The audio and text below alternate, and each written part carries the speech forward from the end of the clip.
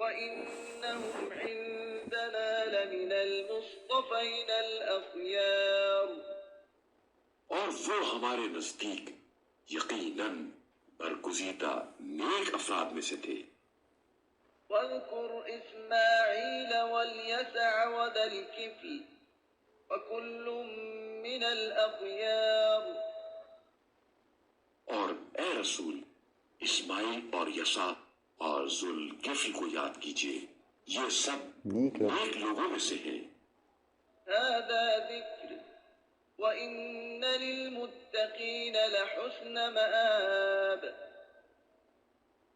یہ ایک نصیحت ہے اور تقوی والوں کے لیے یقیناً اچھا ٹھکانہ ہے۔ جنات عدن مفتحة لهم الأبواب، وہ دائمی جنتیں ہیں جن کے دروازے ان کے لیے کھلے ہوں گے۔